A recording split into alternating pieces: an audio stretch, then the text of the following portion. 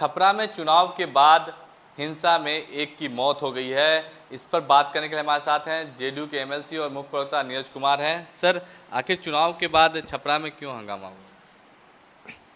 चुनाव के दिन छपरा में नियम कानून को धत्ता बताकर रोहिणी आचार्य जी जो राजद के उम्मीदवार हैं, उनको तो मतदान केंद्र जाने का अधिकार है। अब उनके साथ लालू जी के सिपहसालार जो राजनीतिक सिपहसालार है, जो ईडी के मामले में जेल गए हैं, आदत लगा हुआ है, कानून की धज्जी उड़ा करके वो भी साथ घूम रहे थे।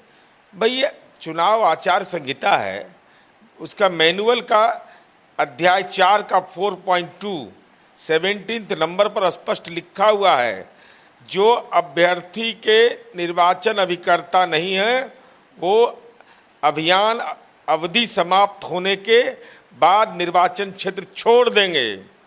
आपको निर्वाचन क्षेत्र छोड़ देना था। साथ ही साथ अध्याय 8 के 8.11 में साफ लिखा हुआ है कि जिनको सुरक्षा कर्मी मिला हुआ है राजनीतिक कार्यकर्ताओं को, वैसे लोग निर्वाचन क्षेत्र 48 घंटा पहले छोड़ देंगे। तो भोला यादव किस हैसियत से घूम रहे थे? उन्माद फैलाने में इन लोगों की भूमिका है। इसलिए मैंने चुनाव आयोग से अनुरोध किया है कि अविलंब इसको संज्ञान में ले और इसमें 2 साल का सश्रम कारावास है, जुर्माना है। अविलंब चुनाव आयोग इसको संज्ञान में ले, जिससे कम से कम 6th फेज और 7th फेज में जो बूथ कैप्चरिंग की मंशा है वह सफल नहीं हो पाएगा। लेकिन रोहिणी आचार्य ने आरोप लगाया है आप ही के सहयोगी दल बीजेपी पर कि बीजेपी के लोग जो है हंगामा कर रहे थे, बूथ कैप्चरिंग कर रहे थे। भाई तो आपका पोलिंग एजेंट था ना, और आप कैंडिडेट थी ना।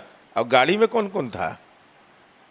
आपकी गाड़ी में कौन कौन था रोहिणी आचार्य जी?